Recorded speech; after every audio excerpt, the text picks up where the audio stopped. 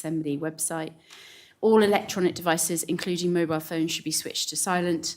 And I would like to ask that any of the members of the public who have joined us today in the room to not interfere in the proceedings. And as soon as the hearing is closed, please leave quietly. And for the purpose of the recording and the transcript, I'd be grateful if everyone who speaks to ensure that they speak into the microphones provided. So let's begin with the introduction. My name is Deputy Hilary Jeune. I'm the Chair of the Environment, Housing and Infrastructure Scrutiny Panel. Deputy Tom Coles, Vice Chair. Deputy Alex Curtis, Panel Member. Deputy David Wall, Panel Member. Constable David Johnson, Panel Member. Constable Andy Jao, Minister for Infrastructure. Andy Skate, Chief Officer for Infrastructure and Environment. Ralph Buchholz, Head of Property Strategy, Jersey Property Holdings. Tim Daniels, Director of Jersey Property Holdings. Mafalda Sant, Head of Project Delivery and Property Maintenance. Thank you. Thank you very much for coming today. And we've got 2 hours to very much focus on Jersey Properties Holdings, which is a great opportunity to go into one of the areas we sometimes talk to you about, Minister, in our quarterly hearings. But I'd like to start with talking about the proposition of that was P93 2005, which established the Jersey Property Holdings, and it identified the following problems as the reason for its creation: high levels of delayed or aborted initiatives, inadequate maintenance planning, a growing pool of inefficient assets, short-term, lowest-cost approaches to estate management, departmental frustration, slow decision-making, excessive political involvement, and the duplication of resources across departments. Nearly 20 years on, how many of these problems persist today? Many of them. It's probably a little like the book I just received from a long time ago, which has got a lot of the solutions, potential solutions. I think it's, we do have challenges, no doubt about that, I think. But we also have a team of very hard-working people, property professionals, doing their very best with the resource that they have to hand. And I have to say, in the last 18 months, I've learned a lot from the team. I have had some experience in property, being responsible for properties in previous lives, but nowhere near on the scale of Property Holdings, which has got over £1 billion worth of accommodation, ranging from, and I've been on a visit to a personal visit, not a official visit, a personal visit to the Minkies to see the most eastern toilet that we're responsible for, and places like you've been to, things like sewage treatment works, energy from waste plant. I haven't been recently to the prison. I did visit there a number of years ago, but a lot of work has been done there. We've got school estates, which you'll all be familiar with, most of those. We've got accommodation, we've got land, we've got all sorts of things that we administer. And, I was pleased last year when or earlier this year, when we finally got the service level agreements updated with our colleagues from education, because I think the key point around the estate is it's the public's estate. It belongs to the public. It belongs to everybody, and we need to make sure that we utilise that resource as best as we possibly can. And we've made good progress now with the sports facilities in schools, for example.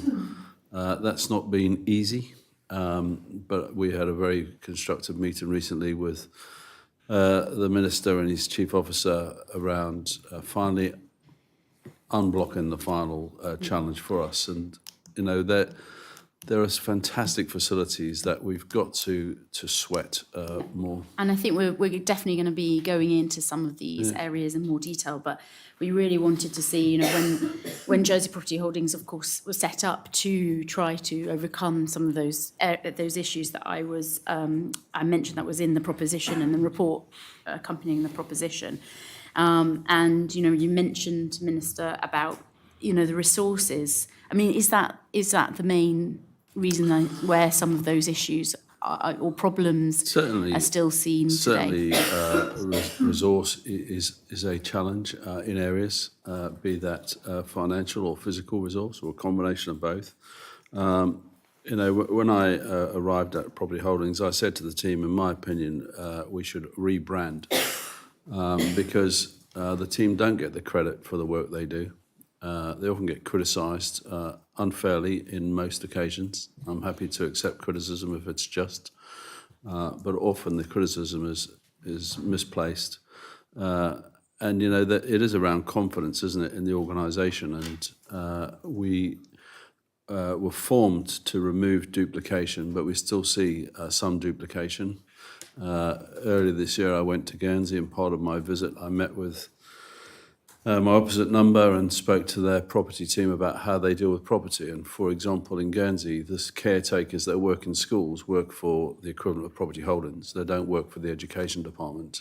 So therefore, their focus is on the property and the property maintenance, as you'd expect from a caretaker. And they don't get waylaid with other things. And if they do get waylaid, they get recognised for what they're doing.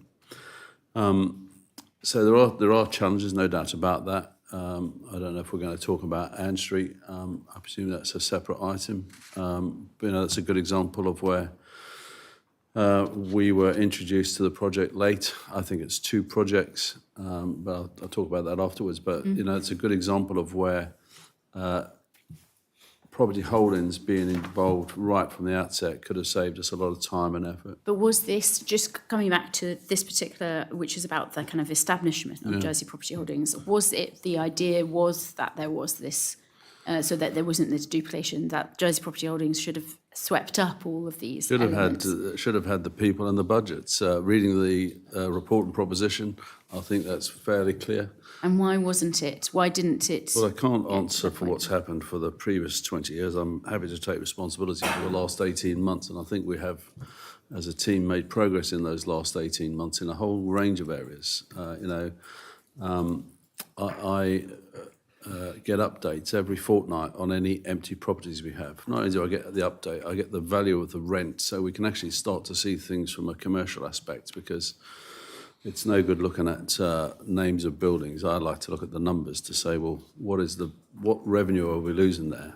And I think we've made good progress in that area. And you know, I'm joined by a number of colleagues here today, but there's another team below that and below that again who do a lot of hard work, and they really have stepped up to the plate, in my opinion. And as you were talking, and the purpose of establishing JPH was to deliver this corporate strategic approach to management of state's property. So you still believe that that purpose remains today?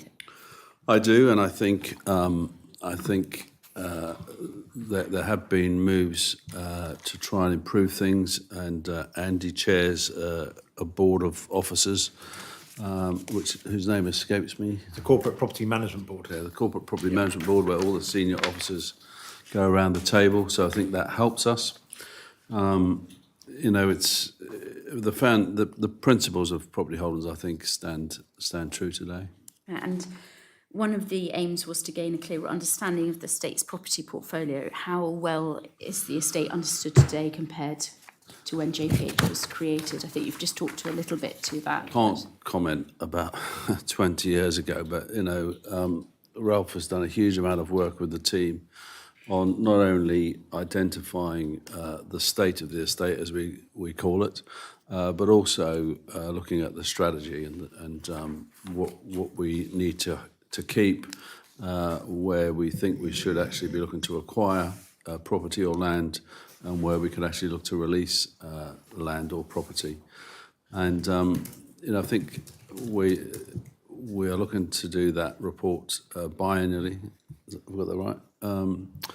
And I think it was a very good and detailed piece of work, which I think I would suggest was long overdue, but it started before I arrived, so I can't claim any credit, but the officers deserve to take a lot of credit for the quality of that document.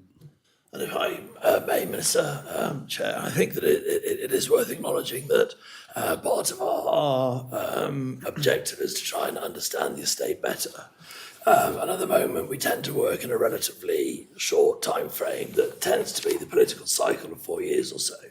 And clearly, properties have a life of 40, 50 years. And so Ralph has done a lot of work on suitability, sufficiency, condition of the premises.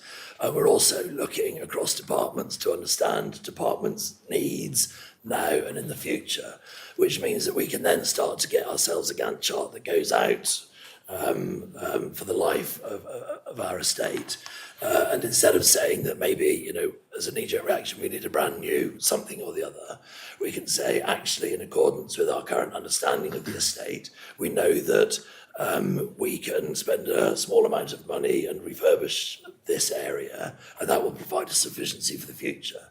At the same time, we may then see, actually, the way that a particular organisation or department is going, their needs are changing, the requirements are changing, and so in that instance, in 4 or 5 years' time, we will need to start a new project for a new requirement. And then it's actually getting to have a much better understanding of our estate. We have a system called Concerto, which was brought in a few years ago, and its use has been evolving.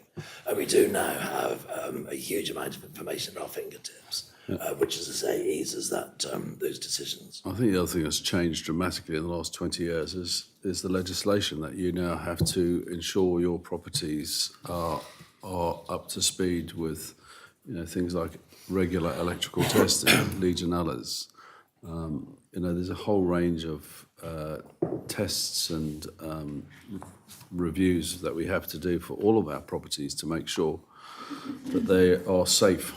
We've done a huge amount of work in recent times, and Mafeld will probably talk about this later, around fire safety within schools. Huge amount of work, and we are still doing that work. We've got mitigation in some premises where we haven't completed the work yet. But all of those, some of those buildings have been there for a long, long time, and as regulations change and become more stringent, and I can imagine going forward, energy requirements for buildings, as if we bring further legislation in for energy requirements for buildings, that will bring another layer of work in for the team to make sure that we're compliant. And as they are public buildings, they've got to be even to a higher standard than yours and my building. And I think that was going to be kind of my last question within this section about the kind of looking at the original objectives of JPH and what role it has changed. And Minister, you've mentioned that the legislation has changed, and so I guess that role has shifted a little bit with JPH. But is there any, do those objectives still stand today? Is there any new ones that are coming up that JPH should be playing that potentially are not necessarily been outlined in the original proposition? Well, I think we're always looking to evolve. I don't think you can stand still. But I think the original foundations of setting up property holdings stand true now. Tim's mentioned the advances in technology. That's not just how we record things, but how we do things. So we've got to evolve using technology. And I think the state of the estate and the strategy is really key work for us. We've got to look after what we've got, but it's no good, keep using this term, looking at our boots all the time. We've got to look at the horizon as well, because I think I was asked a question in the last scrutiny panel in the State Assembly about the energy from waste plant. Well, that's got a lifespan until around 2040, we believe, but we can't wait till 2039 to decide if we want to replace it or don't want to replace it. That decision, in my view, will have to be made by the next Assembly as to which direction we go. Yeah. So when JPH was created, the aim was to act as a corporate landlord for the state's property, and the CNAG's 2025 report concluded that nearly 20 years later this was still not been achieved. Why is that? Well, we don't move wooden dollars around, so we don't charge schools rent.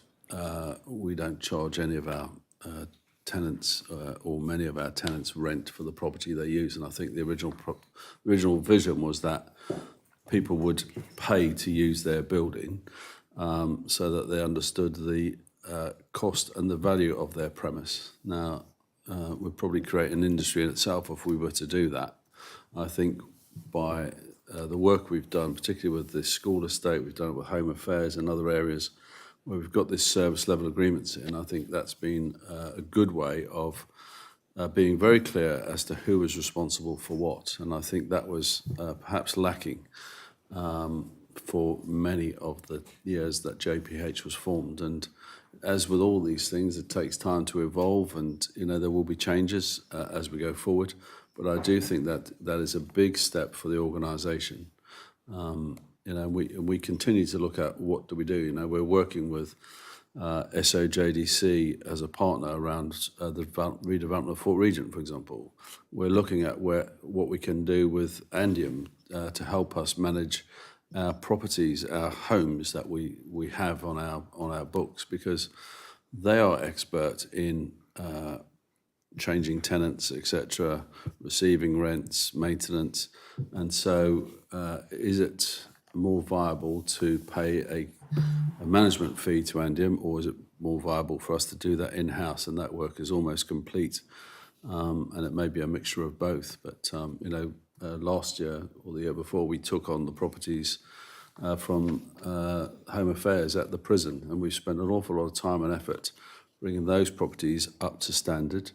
But is it appropriate for us to manage them going forward, or do we outsource that to Andium? And those discussions are ongoing behind the scenes as to what it would look like and how that would. If it's more efficient for us to use one of our partners, then why wouldn't we do that? But those discussions are still ongoing. Okay. Yeah, Thank you. I mean, the chair just referred to the expression, the corporate landlord model. I mean, JPH is not itself a corporate body. Is that one of the problems? Is your structure such that you can actually do all the things you're meant to do when it was set up in the first place? From a governance perspective, has it got the autonomy it needs? I think the structure is sufficient enough to do what we need to do. I do think that we need to still win some hearts and minds within our organisation. It's very easy for people to say you've got lots of empty properties. Well, we've got some significant empty properties. St Saviour's Hospital would be a case in point, and that will be discussed again next week at the Regeneration Steering Group. But La Folly is a property I tried to get hold of when I became the minister. That's been with Ports of Jersey for a long time, and it frustrates me as well as other members and members of the public.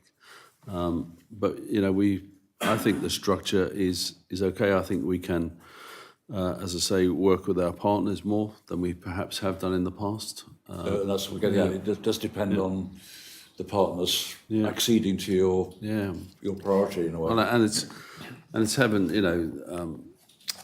Andium do work with at least one of the parishes in terms of their social housing. They manage it for them, and they get paid a commission. And that works very well from what I can understand. And that may work for some of our accommodation. It may not. But that's the area we're exploring at the moment. A final question for leaving. When I first came to States, JPH was under Treasury, I think, and it's now with you. Yeah. You reckon you are the right place, do you, for it? Well, there's synergies with infrastructure. We do a lot of maintenance within infrastructure. I think it's best left in one place and to build on that rather than keep moving it around like an orphan. We really need to embrace it, and that's what we've tried to do in the last 18, 19 months. We've tried to, I would say, add a little bit more commerciality into it. But equally, it's not all about commerciality, because we've got clubs and associations who rent facilities from us, and what I've tried to do there is to be consistent. So we had some clubs paying 3 times more than another club. Now, that's not fair and that's not consistent. So what we've done is we've identified a rate for clubs and associations, as long as they're not commercial operations themselves, because some of these have commercial arms. And so we're trying to be consistent. And as leases come up, we've tried to get everybody onto that level playing field. And that's a process that will take quite a piece of time. And the question was purely about the corporate entity as well. Exactly. And I think coming back to that corporate landlord, obviously it's a response to the CNAG's report that you're saying that you're exploring what this looks like going forward, because one of the suggested was that you have to go to the Council of Ministers to get endorsement for this corporate landlord model. But is it a case of it being that specific, as you said, it's about the wooden dollars. It's about the rent, but about charging rent. But actually, you've now talked about the fact that it's more about that fairness. What does that look like with JPH as in being a good landlord, whether it's for commercial rates or it's not a commercial rates, or how it looks? Well, we have to be, and I believe we are, professional.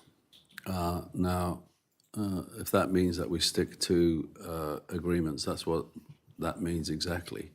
So I think we work with our colleagues in the Law Officers Department who can offer us advice if requested.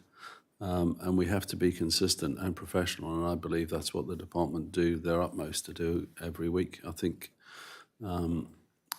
it's tough at times because they get lots of different requests from lots of different areas. I'm aware of a meeting that took place recently, which I didn't know the meeting was taking place, but politicians were present.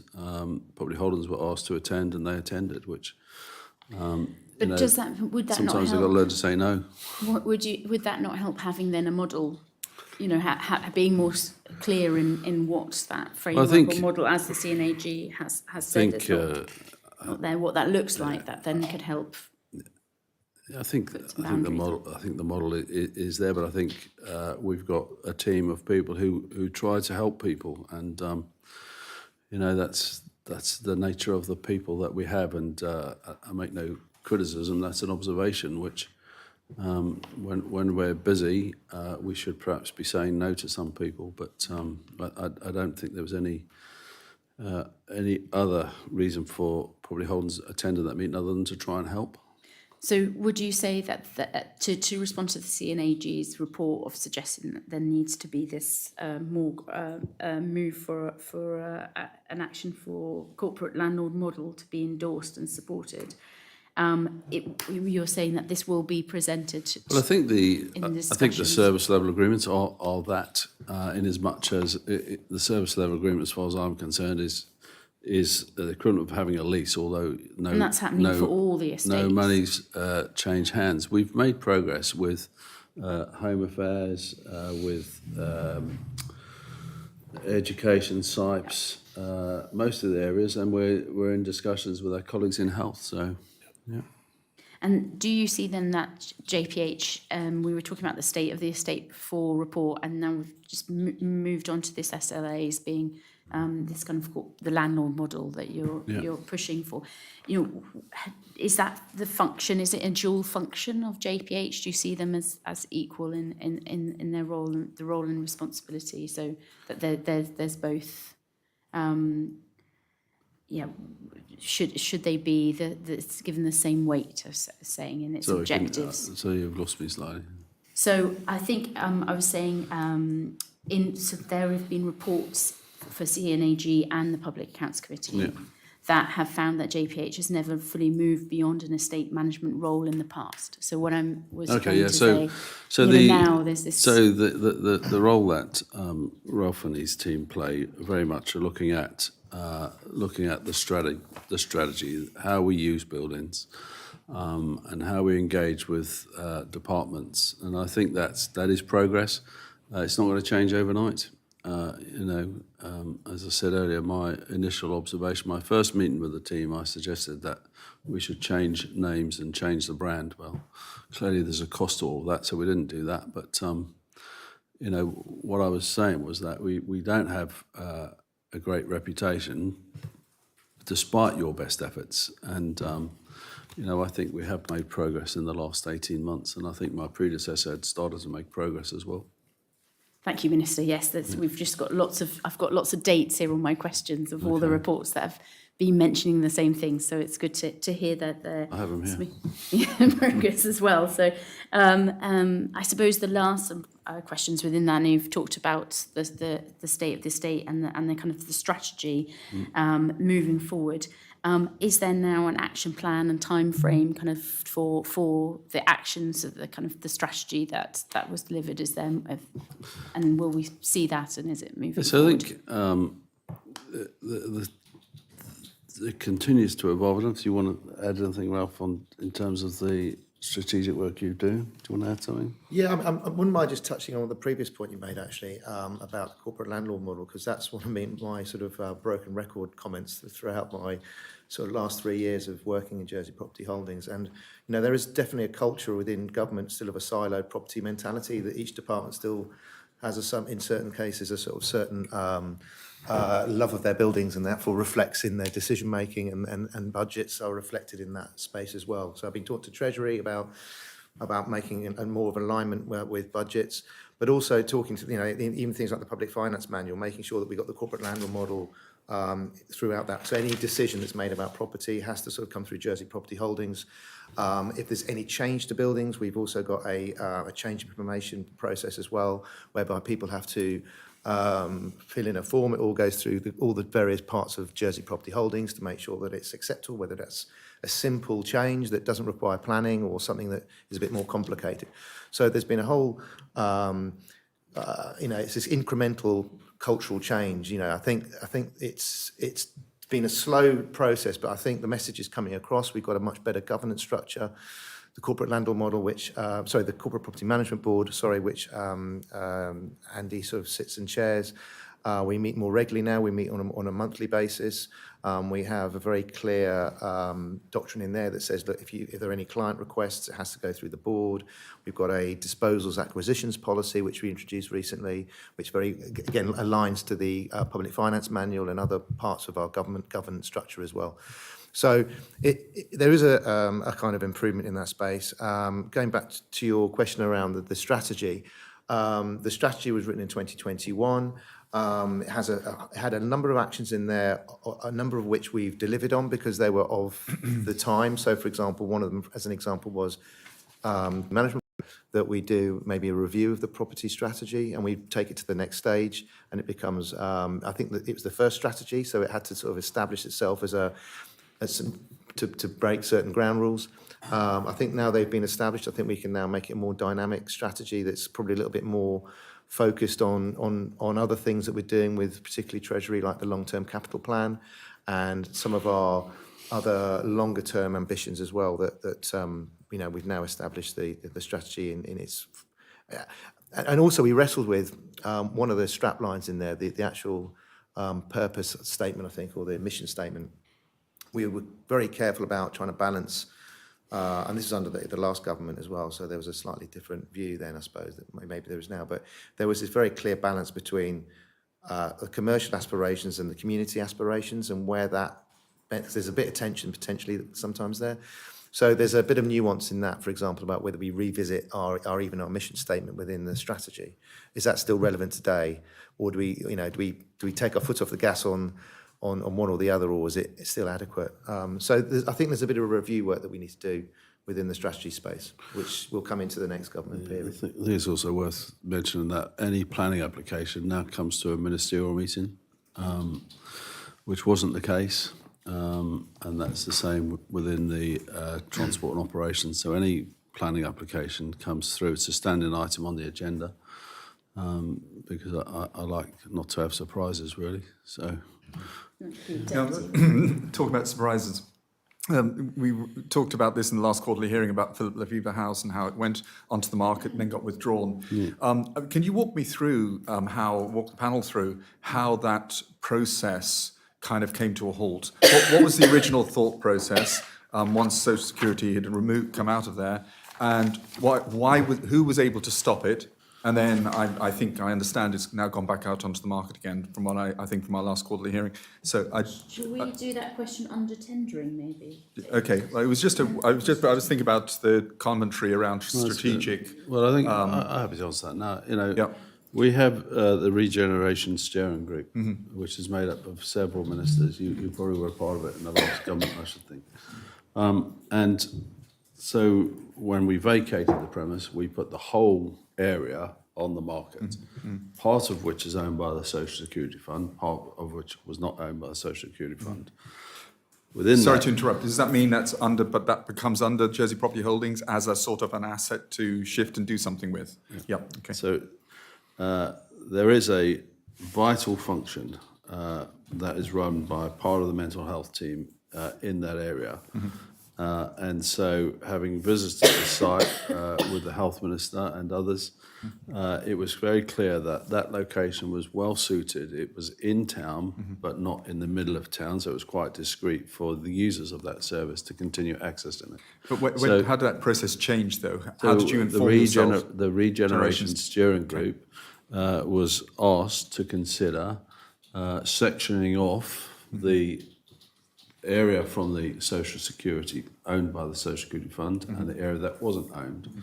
And so it's likely that we're going to transact that building and still hopefully raise some revenue by selling that to a trust attached to health. And then the other area, the office, what I call the office space, is on the market. And we've had people, I'm aware of people that have viewed the premise. So the process is that whose decision is it to make the determination? First of all, was the original sale. So whose idea was that kind of thing? Well, I think Did it then go to the regeneration steering group after that official tendering process was put out there? I mean, I'm just trying to get the steps in mind in terms of what's the strategy basically? Okay, so there's two things. Social Security Fund were obliged to realise the asset once the asset was empty because they weren't receiving rent. So Regeneration Steering Group agreed to put it on the market. I'm not sure of the timings. We then had an approach whether we would. We had expressions of interest, a whole range of expressions of interest, which we discussed last time. And we were asked to consider this one request to split the site. The Regeneration Steering Group discussed that, and we're in the last throes of agreeing the practicalities. But it's gone backwards and forwards. Well, there's been discussion and debate. It's not just two people locked in a room. It goes to the Regeneration Steering Group. So, and there are other discussions that take place as well. So the site that's on the market is the area that's owned by the Social Security Fund. Yeah. I think when we're talking about strategic planning, I think moving on, then Deputy Coles has some questions on. I mean, that one particular, the Deputy was saying, sounds like a much more complicated than just your basic everyday acquisitions, disposals, major projects and renovations. So I suppose one of the key questions we have is who makes the key decisions on those areas from the acquisitions, disposals, major projects and renovations? Well, I think it would depend on the area of where that is. So we've just in the process of selling a property which was used by JHA, was it? JHA. Yep. They had. Do you want to explain this? Yeah, absolutely. Forgive me, as part of the field squadron establishment, there are military UK officers that came to the island, and there was an agreement as part of that that the government, the states, would acquire property for those officers to live in. And a number of properties were procured. It was a bit of a challenge because one iteration of the officer appointment might be a single officer, excuse me, another was relief might be an officer with a family. So we had a number of properties that weren't necessarily suited to the function that they were intended for, and they tended to be not maintained as well as they might be. We took a decision to try and rationalise the estate and spoke to Andium and worked out that with Andium we could probably find some properties that we could use depending on the scale and the scope, and that it didn't make sense for us to hang on to this property. Now, that was a decision that was reviewed at the Corporate Property Management Board, so it was discussed at officer level, and in that sort of forum, it was obvious that the particular property that we had in mind, nobody else had a use for it, and that it made sense to get rid of the property. Having decided that at the corporate property board level, we then brought it to the minister and said that we have this proposal, and as far as the minister's concerned, what were his thoughts? We had a discussion, explained that there was no further use for the building. That then requires to go forward for a Standing Order 168 and a ministerial decision, and that those, if you like, levels of governance were followed, and the property has now been marketed and is due to go to the Royal Court, I think, in a couple of weeks' time. So it's something that's considered officer level, ministerial level, and then there is the sort of the catch-all. So I think whilst Home Affairs had no use for the property, we have colleagues in SIPES and in Health who may have had a requirement for that property. So that's why it goes to the board that Andy chairs. Yeah, and I think that's an example of where the corporate landlord model does work. So most of the land and assets that we own generally are used to deliver public services from. There are obviously some assets we use that are rented out in various guises, but for the vast majority, you've got a lot of occupation and a lot of public service delivery going on within it. Mm-hmm. So what drives projects within that? Some of them are maintenance projects, so that different scale of projects need different sign-offs effectively. So some of those sign-offs are dealt with within the team itself, within Property Holdings. Is that a level that's prescribed within the public finance? Generally, the public finance law is for sort of financial limits that we apply financial delegations to. Generally, the bigger the decision, they'll find their way to the minister. Some of the bigger decisions we make within government on property will require a council minister's government plan decision because it generally require financial allocations of funds. So you'll see some projects finding their way into the government plan for approval in the capital programme. So it's probably a range of decisions depending on the scale and complexity of the project. But ultimately, the minister sits. The minister's in charge of property decisions via the Standing Order 168 process. Disposals certainly within that. New leases that sit with the minister. So depending on what drives the need for the project, one of the roles we do as a landlord is to assess before we sell something or dispose of an asset. Do we actually need it for some other purpose? It's a lot easier to use our estate for other purposes rather than trying to acquire new private estates. So that's one of the jobs that the property team do. They just assess needs in the public service, and they are forever changing. Some of our services will get smaller, and obviously as government, you can see in the government plan, we do new things and deliver new services, and that generally requires there's a property element to that. So again, some of that needs assessment that Ralph leads through his functions, that's some of the equation we have to go into. So it's a bit of push and pull from a number of reasons. We either do projects because buildings need work. We do projects because we are building something new, like a new sports centre, or we're reflecting a change in public service somewhere, which means we're moving one service out and putting another service in.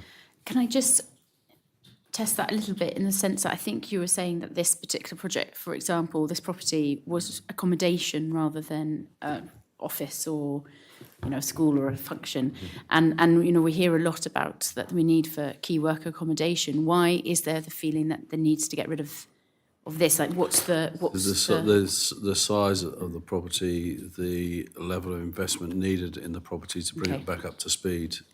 We didn't think we felt it was better to release the property, let someone else invest in it, and let's press on. And the swimming pool had been condemned, so not sure that. Appropriate key worker accommodation. There are some assets that it makes more sense to dispose of rather than try and reinvest in, and there are some assets we can repurpose into other uses. So I guess that's the general balance. I suppose one of the broader questions in that strategy. So we mentioned before that some properties are still owned by the department that owns them, but the decisions to release them would all come through Property Holdings to see whether or not, or sort of even if it's through the Corporate Property Management Board, to see whether or not other departments. Yeah, so they're all owned by the public. So we have occupying departments, so to speak, but ultimately the property's owned by the public. We do have some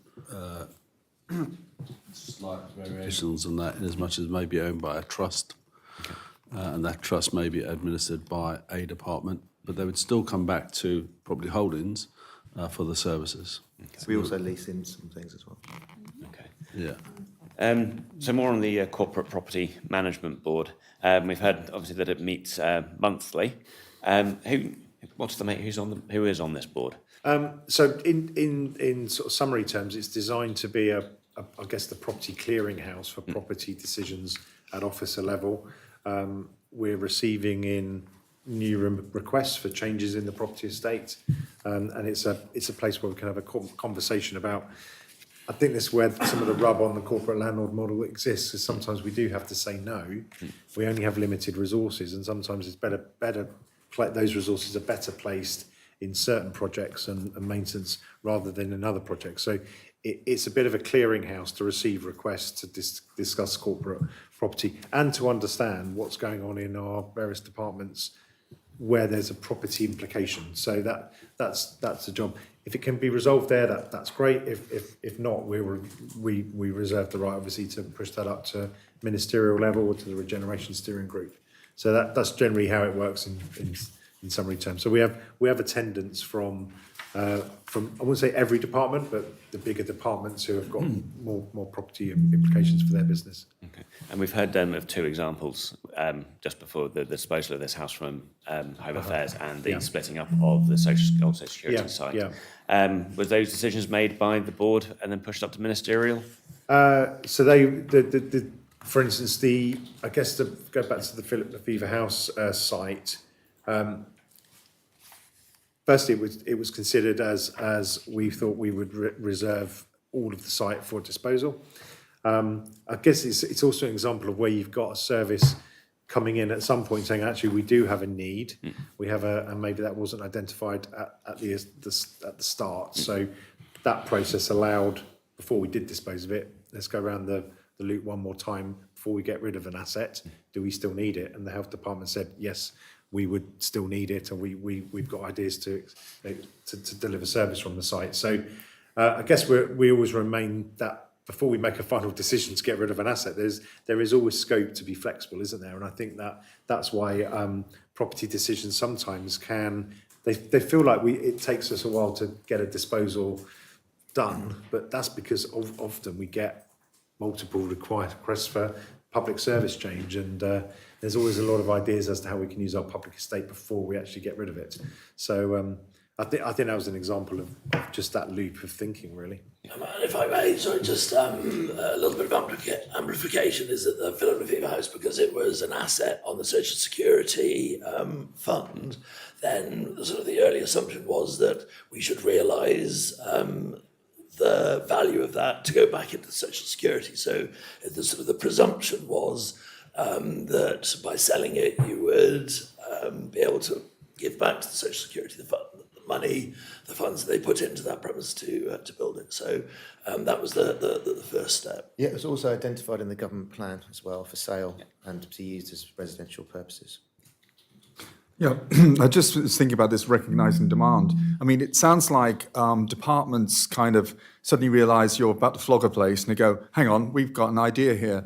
Is there no sort of methodology which says we are, if you have a demand or we have a strategy, there is a government strategy to do A, B, C, D, E, that actually Jersey Property Holdings, who are the sort of key holder for all of these properties, surely that should be sort of pumped into you as identifying what that demand is, and then you can go, right, well, we can accommodate you here, we can accommodate you there, rather than this kind of reactive of, oh hell, they're selling this one now, we need something quick, let's get something sorted out. Is there a culture change required in this, in terms of how people treat Jersey Property Holdings within the states of Jersey? I don't think so. That doesn't mean to say that we don't have to work harder in terms of raising our profile. But, if a department wanted to keep a property that we were looking to release, they'd have to make a strong business case for that, and it would have to fit in with their strategy. They couldn't start a new strategy to say, we can open up a fish and chip shop because we've got a shop for sale. It's nothing to do with that. It sounds a bit like that's what's happened to Philip Lefevre.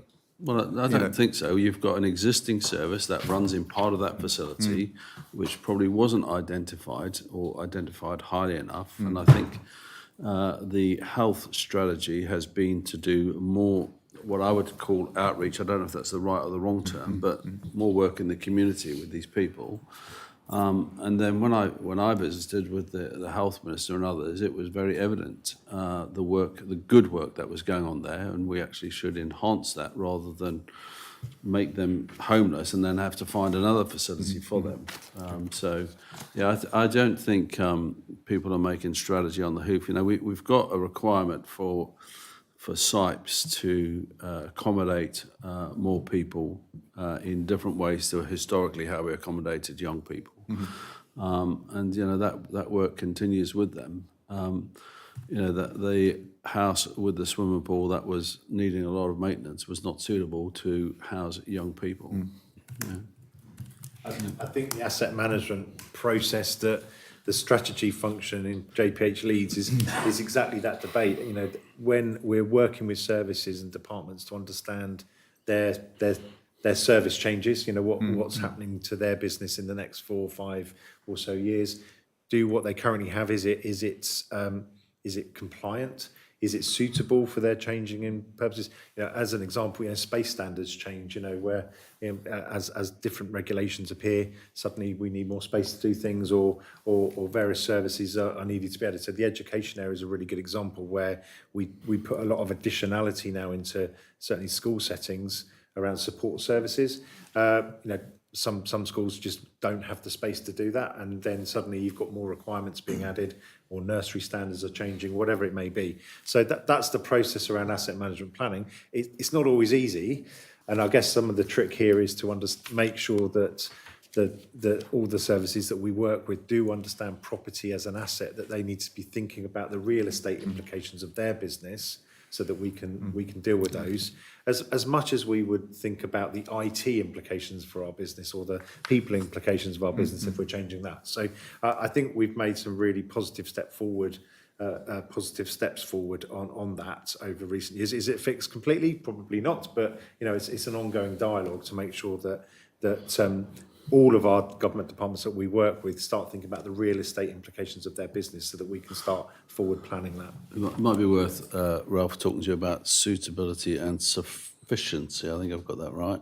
And the difference. Do you want to just explain what the work we do around that? Yeah, just to pick up from Andy, really. I mean, one of the things that we've really pushed through our Corporate Property Management Board members, because they're the clients who tell us what their needs are going forwards, and to understand their longer term needs is kind of really important. So but they need to have a strategy and a business case that supports why they need a particular asset.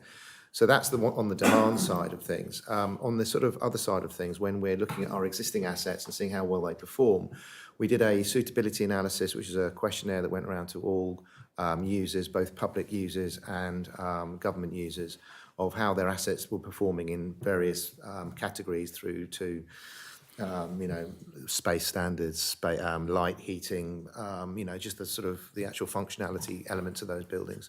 We've also done a condition survey to understand what's needed from a maintenance point of view, and understand, you know, how well the buildings are performing from that point of view and what requirements are there. And then we also did sufficiency. Now, the sufficiency one is the harder one, because that is going to the department and saying, well, look, what do your future services look like in the next 10 years? You know, because we're looking at a long-term strategy here as well. So they might be suitable now, your buildings, to operate your services from, but what changes do you envisage coming up in the next 10, 15, 20 years? And that then plugs into our long-term capital program that we're working with Treasury on, which is a 25-year program. They say, well, you know, the school estate, you know, we know that we potentially got falling school numbers, but actually their services might change. So they still need the same space, because of the way they operate their schools is going to be different. They've got more special needs requirements, whatever it might be. So all of that plugs into a kind of a matrix we've developed. It's a very kind of a high level, just an indication of what future building changes might be needed. It gives us an indication of where priorities might be. So, for example, if we've got, going back to the school estate, we've got an underperforming asset, is it better to actually just start again and replace that asset with a brand new one, knowing that it's not quite performing well? It's more cost effective, because you've got all these big maintenance bills coming up. Actually, the roof might need replacing, the heating system's gone, or whatever it might be. So when we're making those prioritisation decisions, that all comes into play. And then what we then do is we then speak to Treasury on the longer term requirements of the estate to say, look, in 15 years' time, we think we're going to need X, Y, and Z. And that gets plugged into the longer term strategy. So we're trying to get away from this 4-year cycle of immediate, this is what we want now, this is the latest sort of thing, you know, the next new shiny thing. Now that's always going to happen because we're always going to have people wanting shiny things. But that needs to be measured and balanced against the longer term needs of the estate. And, you know, there is limited funds and budgets, as we all know. We're all fighting for money, you know, with other departments. And our argument has always been that it's better to spend, you know, £1 tomorrow to save £2 next week in terms of the cost of, you know, if you don't maintain your, you know, it's a bit like your family home. If you neglect your family home, you don't replace the windows every 15, whatever it might be, your carpets, your decoration, you know, you're going to end up with a bigger bill in 20 years' time. And unfortunately, looking at the past, that's the way that the government has worked from a budgeting point of view. They've deprioritised the maintenance of our estate to spend on quite urgent and, you know, needed items elsewhere in the, you know, within the government budget. And it's kicking the can down the road on property. And unfortunately, there's a few, you know, issues now arising within our estate where we've got some immediate needs where we do need to spend money. And will we see that in like the next strategy that you were talking about? I mean, where do we see these? So the matrix starts it's coming. to Well, become it's being public fed into the long-term capital plan. So the work we've done with Treasury, particularly on the condition survey, which indicates how well our. But, I mean, as I said, we've created this matrix, this kind of asset management plan matrix, which is suitability, sufficiency, and condition. That gives a score for every asset we have. That then plugs into the long-term capital plan with cost attached to it. And that then either means that we say to Treasury, look, we need to spend more money on this asset just to maintain it. It's not going to be replaced because it's still needed. Or in some cases, it will say, this asset needs to be replaced and it's going to then require a big capital intervention in 2035 or whenever it might be. So that's the sort of the document, if you like, we're working with Treasury on. But we're also working on asset management plans. So, for example, we've just done one with SIPES on the secondary school estate, which has just been finalised. It's still going through a bit of final iteration on it. And that looks at, you know, what we're doing with our secondary school estate. Now, there isn't a huge amount of change in the secondary school estate. We're not going to suddenly lose a secondary school or whatever, but there are subtle changes within it that will require certain changes to sort of be applied to those buildings and assets. And it's just trying to formalise it a little bit and evidence the decision making. I think that's exactly where we were talking about earlier about prioritisation and just being able to show why things are made, decisions are made at certain points. And you need the data to back that up, because I think in the past we've had data, but it's, you know, we haven't really sort of used that data particularly well.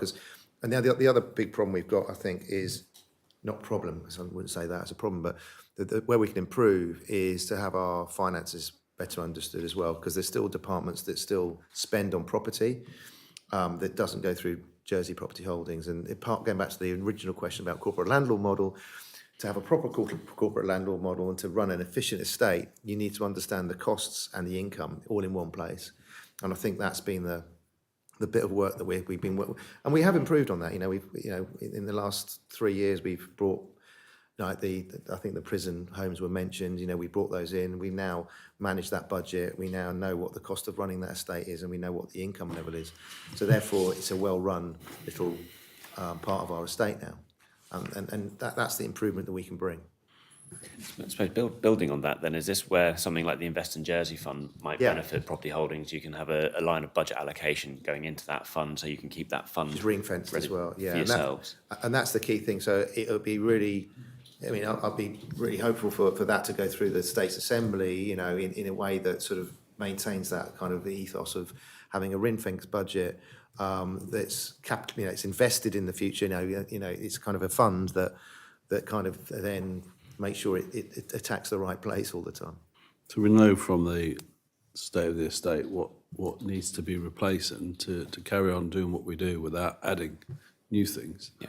You know, and I think of some of the sports facilities, which I touch wood when I say it. Last year we had a lot of disruption at the Canopy because with the roof, and the team done a good job to keep the wheels turning there, but it's not going to last forever, and so we know that, and so part of the planning will involve a new facility, replacement facility.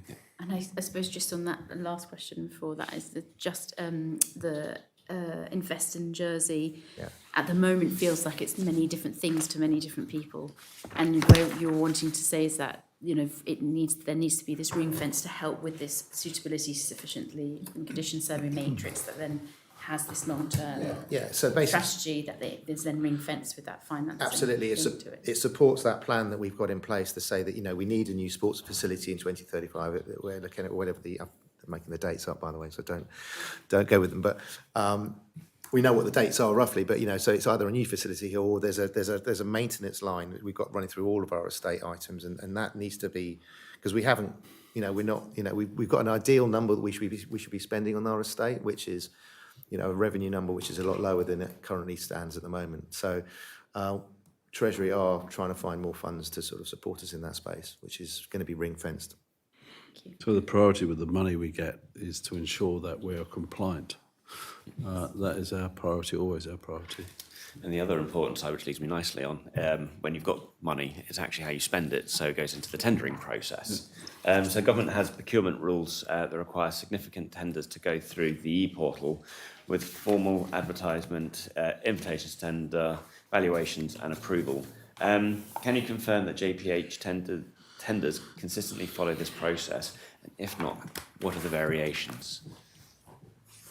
Well, I'm going to pass it over to someone who knows what they're doing. Within the government, we have, before the open tender process, we have the purchasing frameworks. I believe that the right order is you first go to the services catalogue, and if the services are not there, then you go into the purchasing frameworks.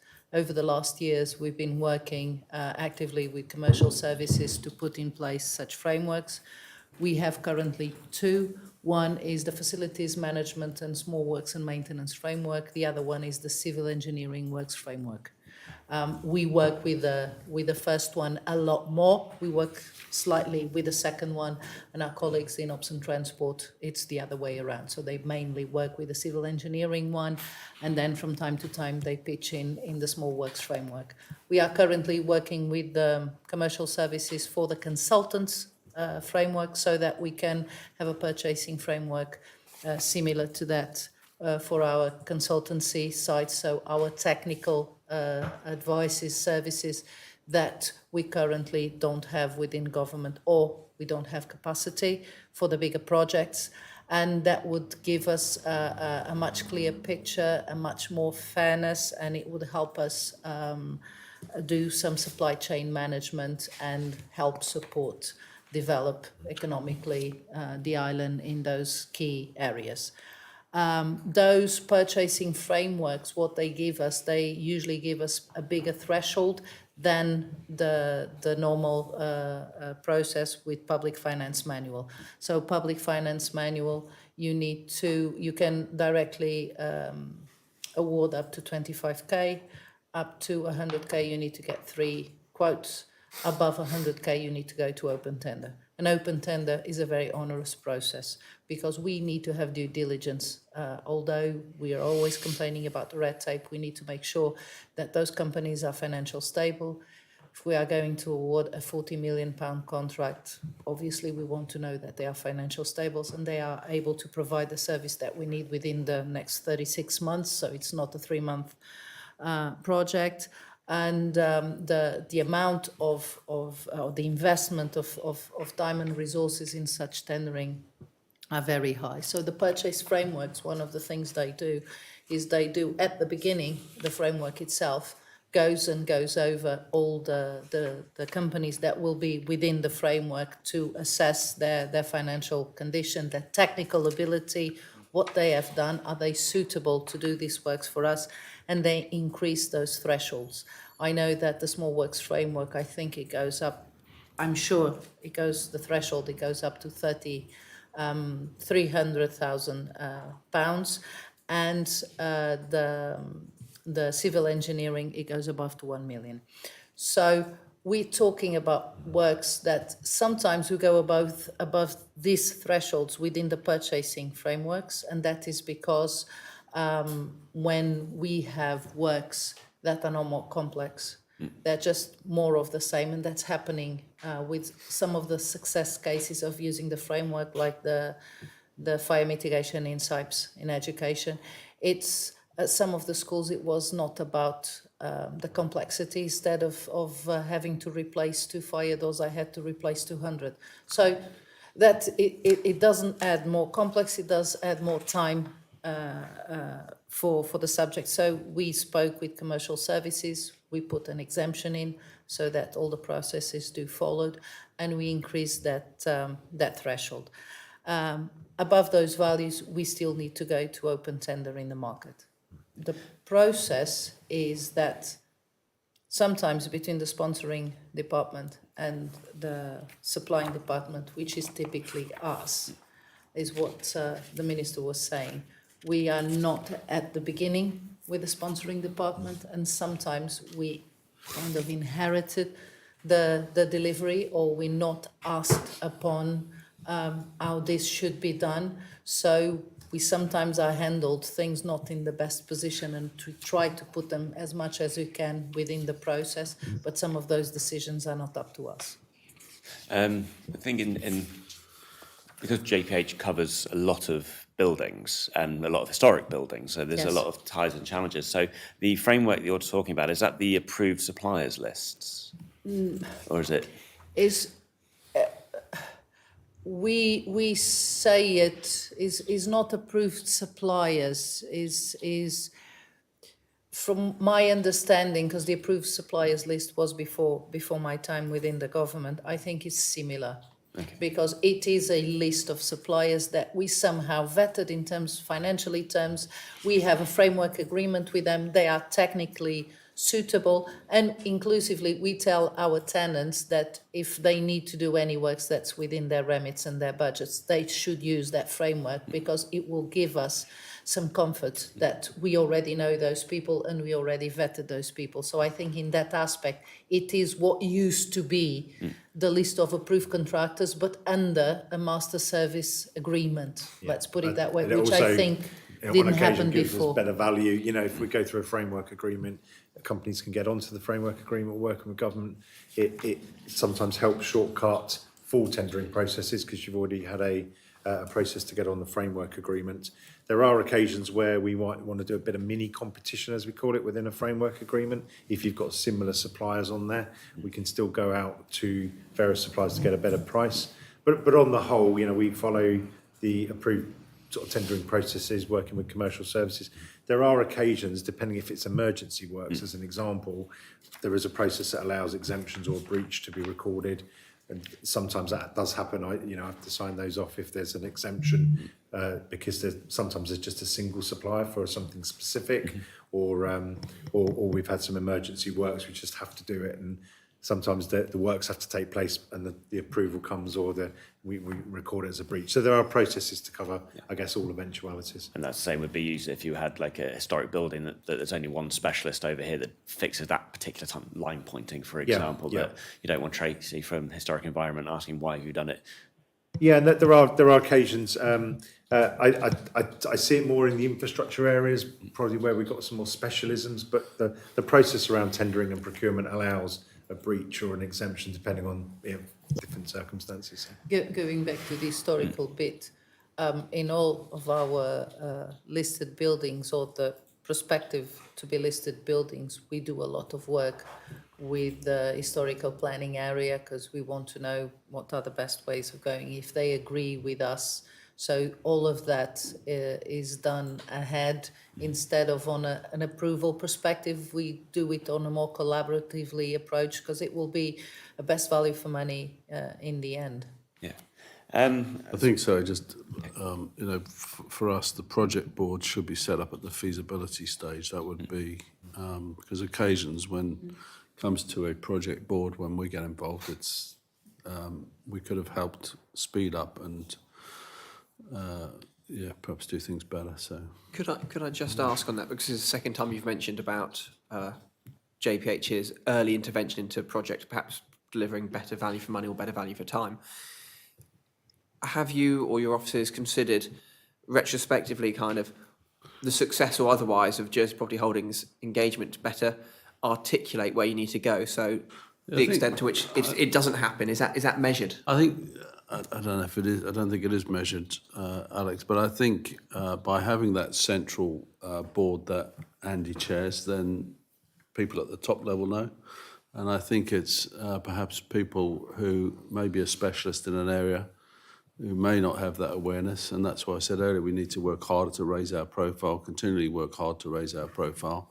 And we've got some great success stories, you know, where the team have done things fantastically well. Oakfield is our latest piece of work, which Property Holdings have been involved right from the off with the sport division. And the team there have worked hand in glove, and I believe they've delivered on budget, on time, a very, very good product. So we just need to celebrate that success and get that message out to the departments. You know, so yeah, I'm not sure how we could measure it, but it's something worth considering. I think some of the added value that we definitely bring, because we've got a team of construction and property professionals, is understanding all of the phases of a project prior to actually getting delivered. There's an awful lot of work prior to something having a ribbon cut and its opening, from early ideas and feasibility through design, all of the consenting and regulation you need to go through, all the tendering, procurement, contracts, etc., etc. So I think that's where the team can bring real added value. And I guess an assessment of reality as to how long a project takes sometimes. I think that's where some of our more interesting conversations with other departments happen, because invariably they may not be construction professionals or property professionals, and they think, right, we're going to build something, we're going to have something, we'll have it in 12 months, and we'll be going, you know, we'll often bring a bit of reality thing, well, that might be 24 months, 36 months. You've got to take all these steps into account. So I think that's where we add value into the process as well. So we talk about ribbon cutting and nice shiny buildings open, but of course then we have to worry about the assurance safeguards around the quality for the contractors, and also with the operators and ongoing maintenance within these buildings. So what safeguards do you have to ensure that any works, either new works, maintenance works, or just ongoing works, meet our government standards? Well, I'm going to pass you back to Mafalda, because Mafalda, do you want to explain what your job is and what your background is, so these guys understand your level of competence? Academically, I'm a civil engineer, so I've worked within the construction industry for the past 30 years. I'm also a teacher, part-time teacher at the civil engineering degree here in Jersey. I used to be in my own home country in Portugal. I worked in 4 continents, and I've worked in all the areas: client, regulator, contractor and subcontractor. So I know a little bit about the difficulties anywhere and everywhere, so to speak.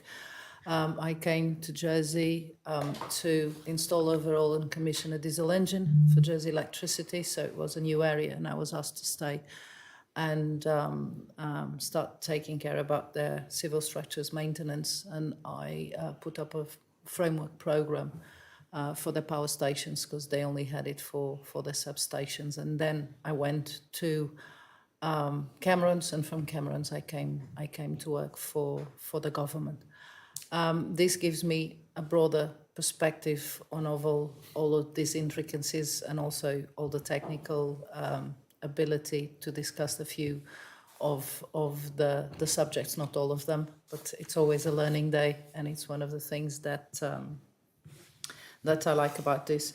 So regarding the government standards, there are some buildings that we, and following what Deputy Curtis asked, our metrics, the way that we measure this might not be the best way. We have a lot of things now regarding corporate governance that we are effectively using, namely lessons learned. It's one of the things when I arrived to see what were the bottlenecks in every aspect of the process, from feasibilities and pre-feasibilities until delivery, where the things were not working and what could be improved. And I think we've come the long way in the delivery aspect as well, and in the maintenance aspect.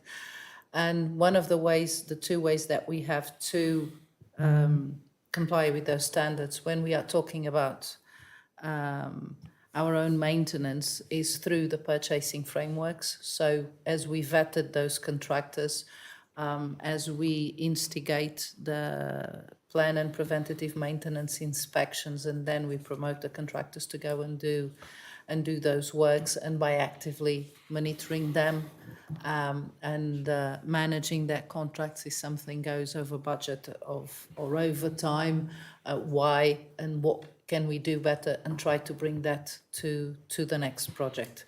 On the big capital projects, again, the problem of sometimes not coming very early is that we grasp a project that the sponsoring department wants to do as much as possible for the lowest cost possible. And we have standards that go above what building bylaws require, not because only we have listed and historical buildings that we want to preserve, but because we know about changes in regulation in the future that will just put those problems from a capital perspective into an operational perspective, like fire regulations that are changing, sustainability. So we are looking into, we don't have the money to instantly pick up all our portfolio and make it completely sustainable in the near future. So one of the ways is trying to impose a bit above what is the regulation so that we future-proof our buildings. One of the last things that we did through this process of requests for alterations, that we ask everybody, and we go around all our teams, estates team, the architects, the design team, the delivery and maintenance, was actually with His Excellency at the Government House at the extension of the offices. And we said, they are beautiful, but we need to put some PV. Not that building control will ask for that, but it is a future proofing so that operationally we will invest more in capital, but operationally it will go down. The youth centre, it's not required by law to have sprinklers at this moment, but we know that 3 years down the line, it is the aspiration of the fire service, and those regulations will come in force. So we said, no, we want this. Why? Because it's our requirement. And that created a little bit of convulsion at the beginning, and we all understood where we needed to go, which ones we could alleviate that were not detrimental. But it's that kind of work that's showing us that we need to arrive earlier and earlier. And some of the other projects, we are now knocking on their door because we know they're happening, and just putting our heads in, can we step in? So it's a long journey, but I think we are on the right path. Thank you very much. So I'm going to hand over to Deputy Ward. Yeah, no, we've talked about maintenance, so now Deputy Ward. So here we go.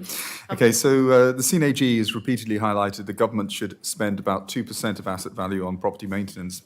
Jersey's consistently fallen short of the benchmark, and 26% of the estate is now in fair or poor condition. Why has this been allowed to continue? Well, I think we do our best to get, and I'm sure all of my predecessors did their best to get sufficient revenue to be able to do all of the works. And, you know, as I said earlier, the priority is to make sure that our buildings are compliant. So they may not look as smart as perhaps we'd like them to look, but we ensure that they're compliant. We've just spent in the last 2 or 3 years around £15 million on fire safety. Have we got that right? No, 10. The whole up until now, we spent 6.5, and it's 10 until the end of next year. But we put in a bit because we need 15 for the sites. So 5 years ago, we wouldn't have forecast that we needed to invest that level of money into the buildings. So in terms of making sure that we're compliant, we have to do that kind of work when perhaps we like to put a coat of paint everywhere. I think, you know, we are we do take, I think we take a much more commercial view on most of our assets. You know, I spoke about the empty properties and looking at what they would generate and making sure that we turn these around. And we've seen some success in that area, which gives the department revenue. To interrupt you, Andy, do you think the message is getting out into Treasury Well, I think, you know, or the other ministers? you know, I generally see you in a different guise, don't I, and talk to you about liquid drains and all those kind of things, and tarmac for roads.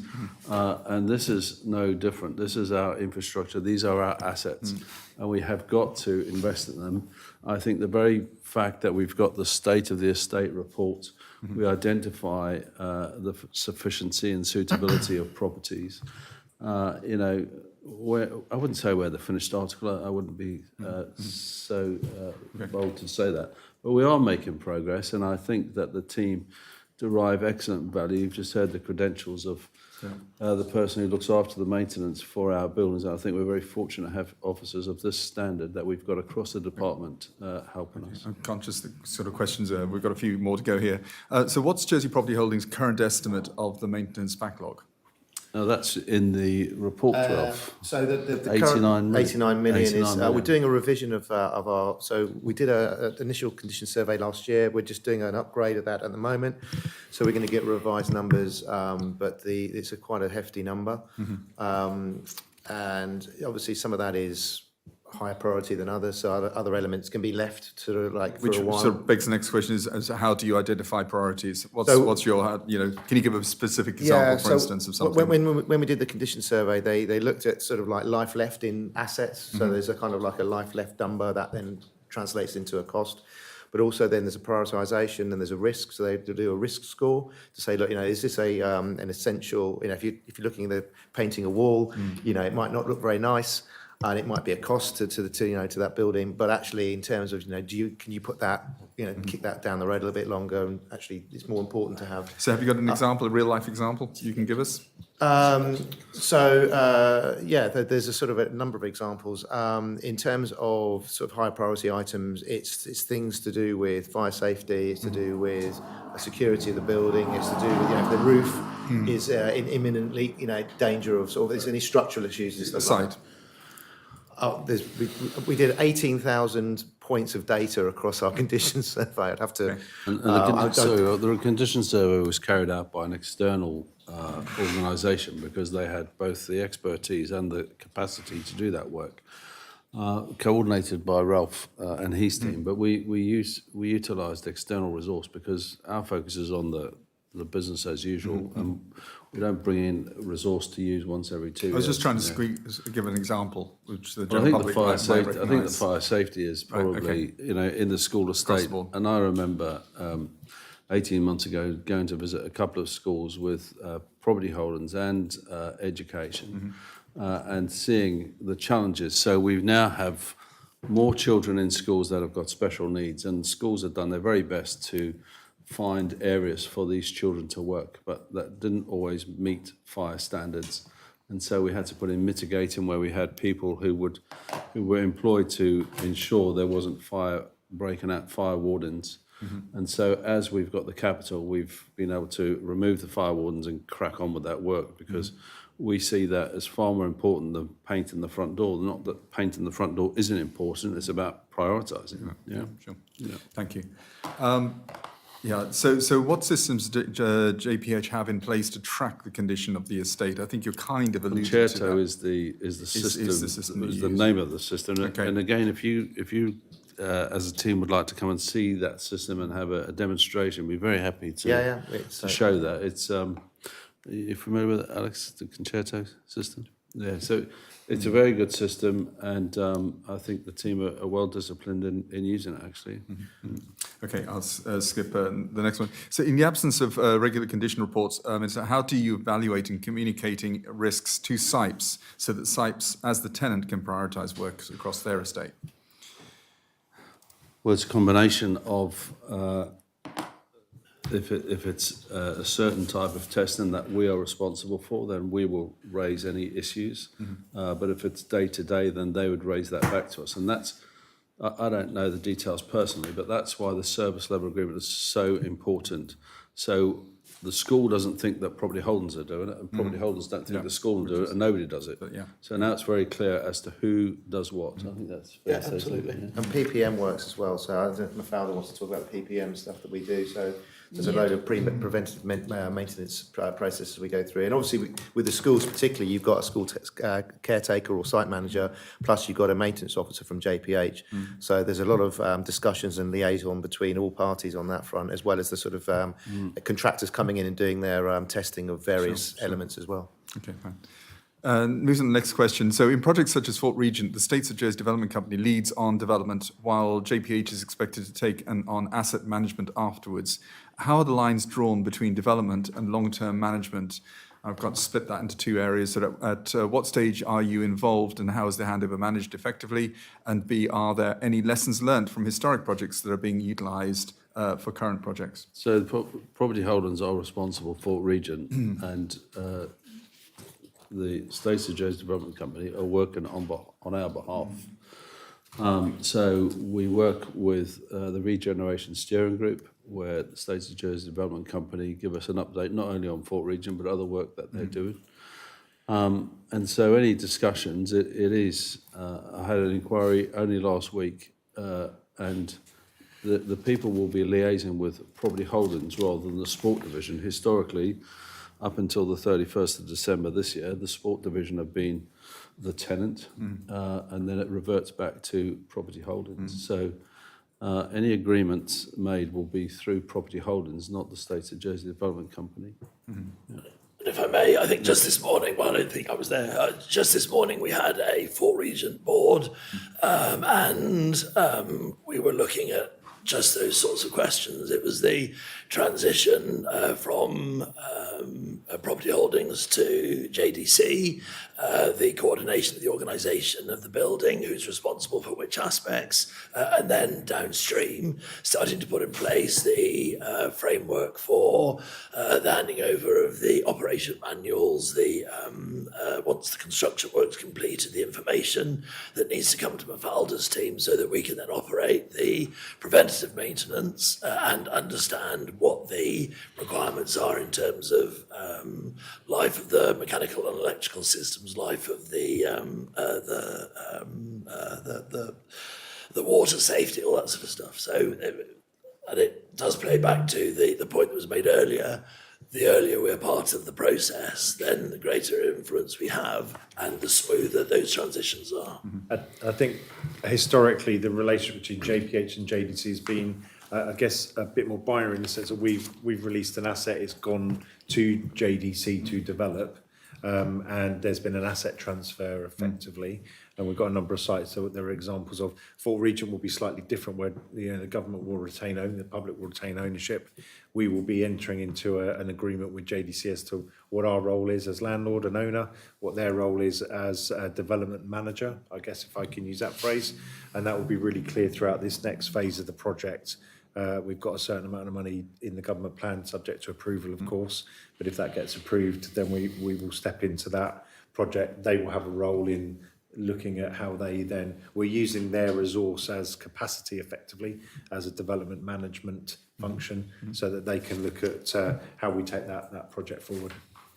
Is that because it's such a big project, it feels that it needs to be in another department? Yeah, and effectively, SOJDC are set up as our regeneration agency, and so that is a regeneration function. But yeah, in this respect, because we're not transferring the asset, there will be an agreement. Happy to share the sort of terms of that agreement with the panel as to what we retain. And I think it's just about clarity of roles and responsibilities again. Who owns the building? Who's going to be in charge of what if something goes wrong? That's the fundamental point often. We'll go back to your point earlier about how do you manage that contract. You know, once the builders are left and you've got your snagging list, all of that will have to be covered. Even now, if I may add, we are doing, we are treating SOJDC within internally JPH like if there were another department as a tenant. So they have effectively the power to do something around design and build, but we are retaining an oversight like any other public project. I think 95% of the public projects in the UK have this kind of oversight. So, and that what is allow us, for instance, in the youth centre to say what is going to be our specification, and it allows us to question SOJDC how certain things are going to be done. Okay. We're going to move on to Deputy Curtis. And we're going to talk a bit on community and sustainability impact. And I'll stay on Fort Regent if I can, because you mentioned a different operating model, but one that takes some alignment to how you work with partners or tenants. And the state of the estate says that you use the same definition as the Government of Jersey on social value. That is meaning the wider social, economic and environmental benefits of the commitments we make and how they will affect our island and our people. And I guess staying on Fort Regent before we look more generally, how is Jersey Property Holdings communicating its expectation of whole life or kind of social value in those wider pillars to SOJDC, who is delivering something which may perhaps have its own view on, in its case, environmental, social, corporate governance? That really comes through the Regeneration Steering Group rather than JPH per se, because the Minister would talk to the JPH about other sites. So the Regeneration Steering Group have it as a standing agenda item for Regent. And so I understand that there's following feedback and engagement. There's a number of proposals to enhance the original concepts, which I think will enhance the original concepts, not move away from them, but just change the locations, etc. And I'm due to get an update at 4:15 this afternoon, which I'm quite excited about. But it is. We're very conscious that we want the public to be able to access as much of it for free, particularly the outside activities and walking around the piazza. So we're very conscious in terms of the social benefits.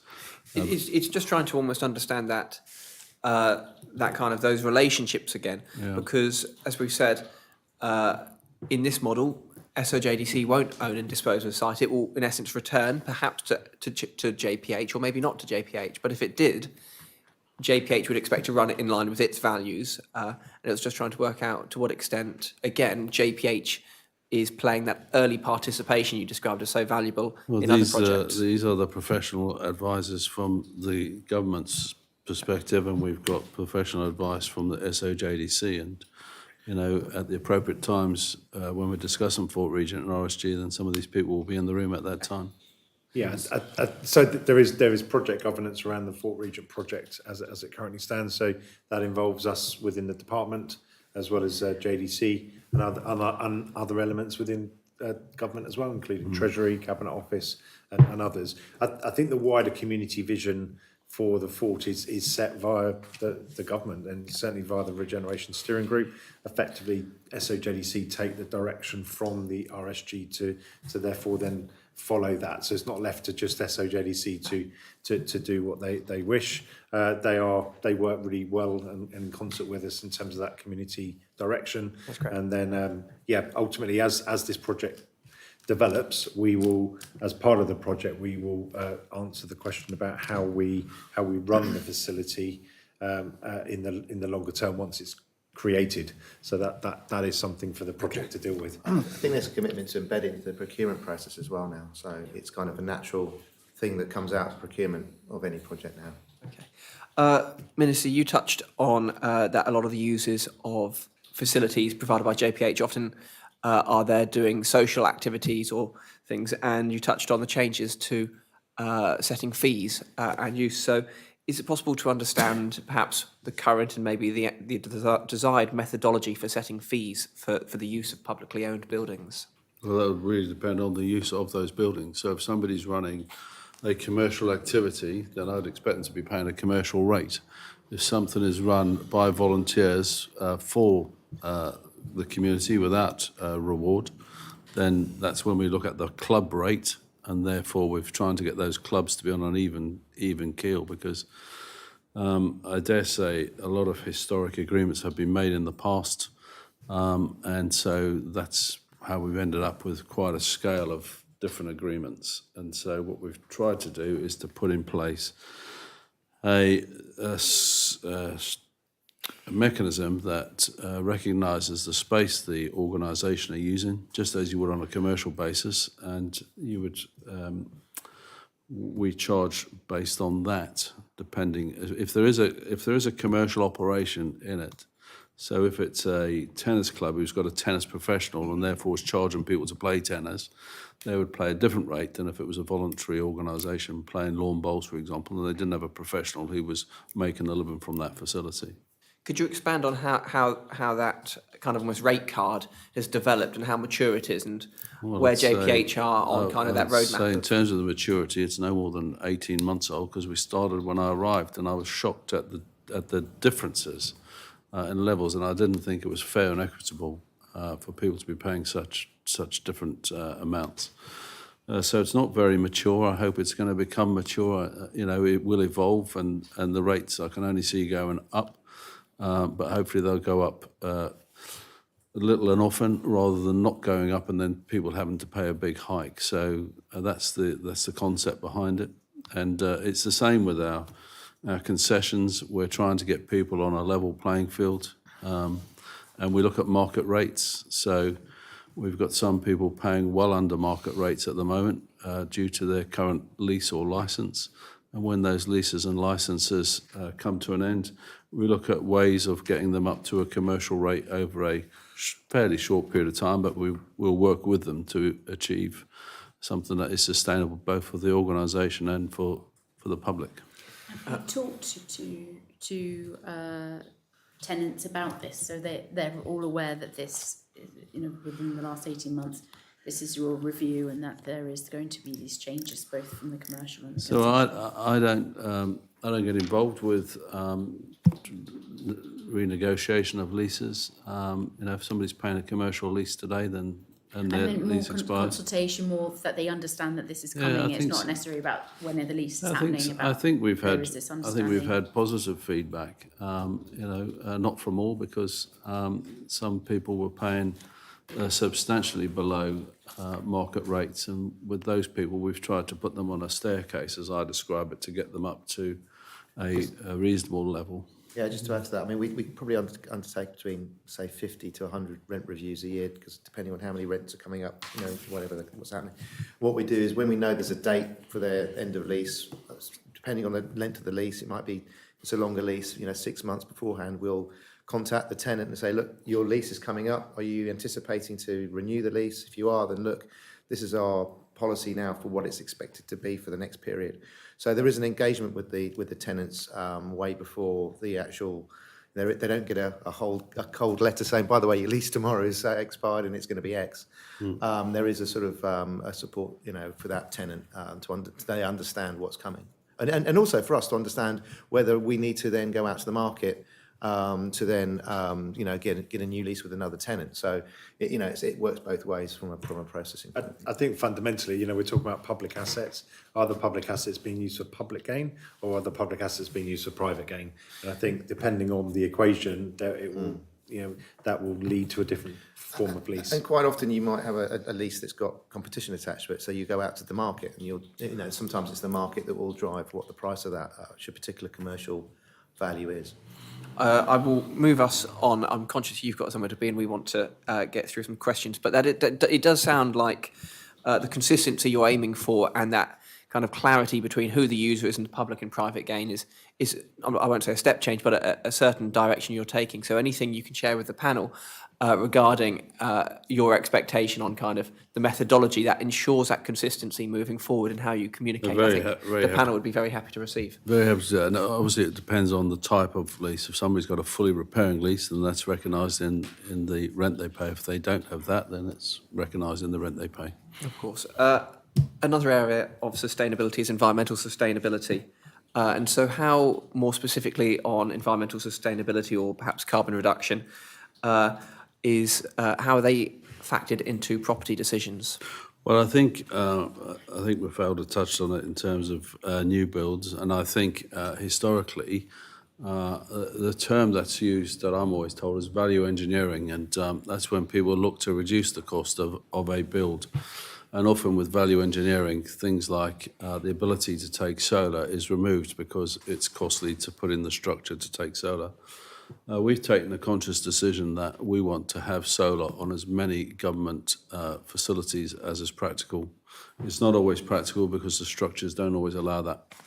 But we are close to reaching final agreement with the Jersey Electric Company for all of our properties, including car parks, and our initial projects will be La Rocchia School and Pierre Road Car Park, and we're actually looking at the side of Pierre Road Car Park because it gets a lot of sun.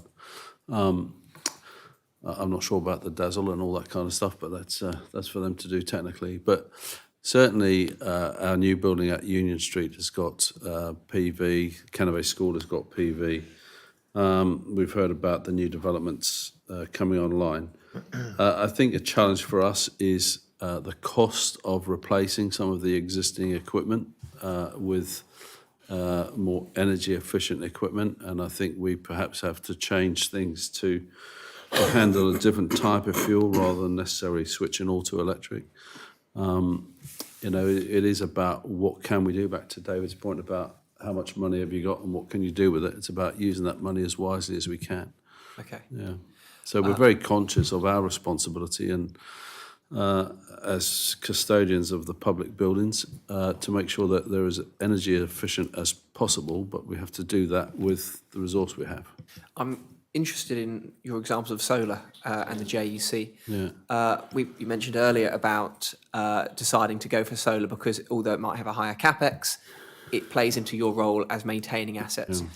To what extent are you reviewing the relationship you have with installing things like solar, which will help reduce carbon, provide the department We have- sovereignty, versus perhaps leasing a face, but then not necessarily having a long-term OPEX gain? I'll get the team to explain to you, but I've ensured that we've spoken to all current providers on the island and not just one. So who wants to pick up that? And I think the challenge, the challenge is the balance between, as you identify, capital expenditure and revenue. And at the moment, we are limited in our facility for capital expenditure. So what we're looking at in the immediate term is a simple lease or arrangement whereby a provider will install their own kit, maintain their own kit, take the energy that comes from their equipment, and then pay us effectively a rental agreement. As time goes on, we may be able to use some of that income to start looking at maybe retrofitting PVs to some of our buildings and using that capital expenditure. But at the moment, we're trying to find a balance between getting income from the facility and from our ability to install PV and then use the proceeding, the energy that it develops.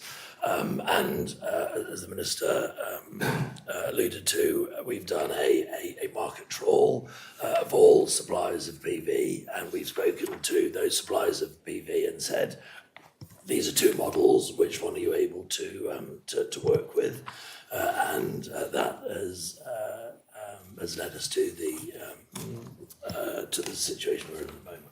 Another thing we've done, which Ralph will be far better explaining this than I am, but we've done a lot of work, or somebody's done a lot of work this summer in mapping not only our sites, but all properties on the island that are suitable for solar because of their positioning. That doesn't mean to say the structure can take solar, but do you want to just talk a bit about that, Ralph? Yeah, so with my other hat on, as I'm sort of looking after the digital mapping world, we've done using our 3D modelling. We've looked at the roofs of all buildings across the island and said which buildings would be suitable in terms of having PV on them. We've taken things like listed buildings that are out there, so we've done some sort of filtering. That's hopefully going to be a public map that will be out there fairly soon, certainly this year. We've done the work now. We're just going through some discussions with various people in terms of its kind of its use and that sort of thing. But that'll be a really useful tool, I think, and it'll provide the public with a sort of like a kind of a score of how well their building could sort of have PV on the roof. And that'll be a published map Yeah, later in absolutely. the year. Yeah, absolutely. It's a public map. So you can put your That postcode map in. has a caveat, which is the listed properties, because of the constraints around listed properties, those areas were taken out. But the work is there, because I used that map when we were talking about His Excellency's offices, because it's a listed site. It's not a listed building, but is a listed site. So we still could see. It won't be available because it's a case-by-case basis. It will be the complexity of reinforcing the structure to allow it's much bigger. So we took that decision of taking it out, but the work is still done. I've got two more questions, but I'm conscious of our time. One is an area that if we get to touch on later will be funding. And it sounds like the decisions about solar are in part being influenced by funding challenges and funding constraints. So my kind of very succinct question is, are you modelling the opportunity cost of not installing solar based on perhaps a funding limitation that you're currently facing? I don't know if we haven't done that. No, We haven't done that. It's a very good question. I think we've been talking about solar on our buildings for long enough, and we need to crack on and make a start. And let's keep it under review, because as we generate revenue, let's see if we can ring fence that perhaps to help us with replacing boilers, etc. So I think that's we just got to crack on with some stuff.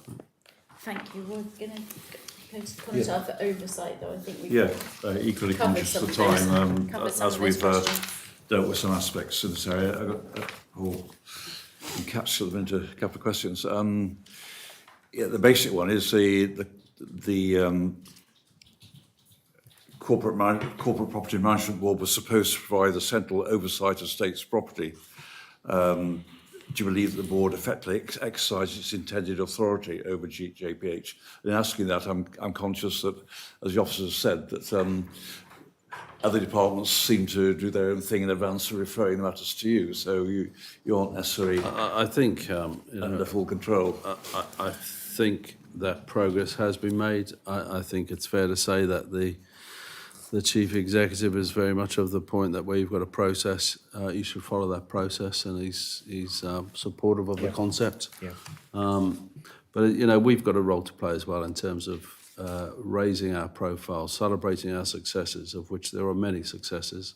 We make mistakes, there's no doubt about that, but we do far more well than we don't. And It's not being critical. My I'm take on this is that a lot of the problems stem from the interaction with other departments who perhaps aren't as aligned as they might be. I think we're making progress, and I touched on it earlier about the sports facilities. That's taken us far too long to ensure we can have a centralised booking system for sports facilities. Now, there is this kind of protectionism, and there is a genuine concern around safeguarding when you're going into school facilities, and we've found a solution with that by working with our colleagues at Jersey Sport and the Green Flag qualified organisations. People who are connected to that will be able to rent space at some of the schools, which will help a whole range of sports and clubs and associations. But it's taken us far too long. And in fairness to colleagues in SIPES, they've got to talk to all of their head teachers and sometimes government bodies. I think they've had to explain to them that the asset belongs to the public and not to a head teacher or a government body. So that we are making progress. Okay, and my further question relates to the terms of reference which you're going to review. Are there particular items you want to focus on there, or have you already said that? I don't know. I think we keep doing the work, and we'll share something with you in the not too distant future, hopefully. I think I